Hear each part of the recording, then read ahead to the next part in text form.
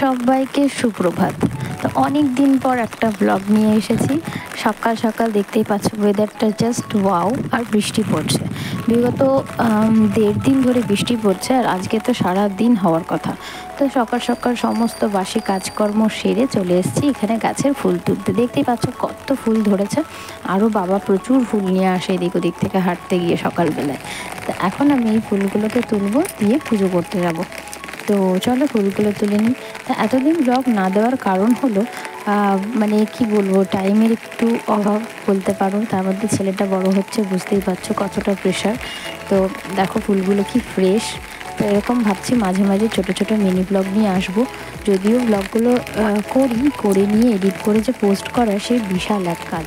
মানে ছেলে সামলে সংসারের সমস্ত দায়িত্ব চাপ সামলে নিয়ে এগুলো করা মানে একটু বড় না হলে মনে হচ্ছে এদিকে সময় দেওয়াটাই আমার মানে খুব চাপের ব্যাপার। তো দেখতে পাচ্ছ বৃষ্টির আওয়াজ, বৃষ্টি শুনতেই পাচ্ছ। আর এখানে দেখো এই বেলি ফুলগুলো এত সুন্দর গন্ধ, মানে এর পাশ দিয়ে হেঁটে গেলেই জাস্ট মানে কি বলবো, একদম গন্ধতে মনে হয় একেবারে ভেসে যাচ্ছে। তো অনেক ফুল ফুটেছে আর অনেক বৃষ্টি। আমি ছাতা নিয়ে এখন ঘুরছি ছাদের মধ্যে। এখনও কি রান্না হবে সেটা আর ভেবে উঠতে পারিনি, তবে ইচ্ছে আছে আজকে একটু কিছু ভালো মন্দ রান্না করবো, কারণ বুঝতেই পারছো ওয়েদারটা। তো বৃষ্টি আমার ভীষণ প্রিয়, যারা আমার ব্লগ দেখো তারা তো জানোই।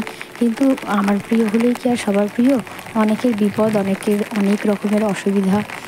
তো সব মিলিয়েই পার তো করতেই হবে, এটা তো প্রাকৃতিক বিপর্যয়, সেক্ষেত্রে বলার কিচ্ছু নেই।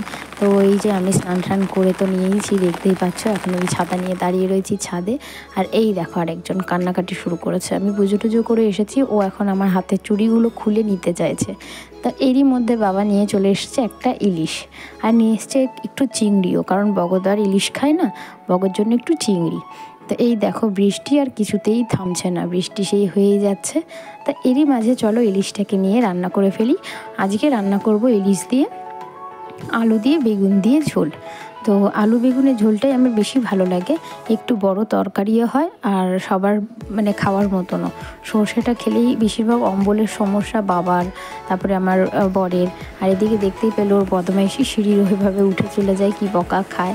তা এখন বিকেল হবে, তাও দেখো বৃষ্টি আর থামছে না, অনবরত পড়েই চলেছে। তা এখন সন্ধ্যাবেলায় সবাইকে চা করে দিয়েছি, চাটা করে আমি বানিয়ে নিয়েছি একটু ম্যাগি। তো আমি একটু ম্যাগি খাবো, অনেক দিন ধরে ইচ্ছে হচ্ছিলো। আর আমি একটু কফি করেছি, বৃষ্টিতে কফি খেতে জাস্ট অমায়িক লাগে। তো একটু কফি আর ম্যাগি করেছি। আর এখানে দেখো বৃষ্টি পড়ছে, যদিও তোমরা দেখতে পাচ্ছ না অন্ধকারে। তো আজকের মতন টাটা, গুড নাইট। পরে আবার আসবে নতুন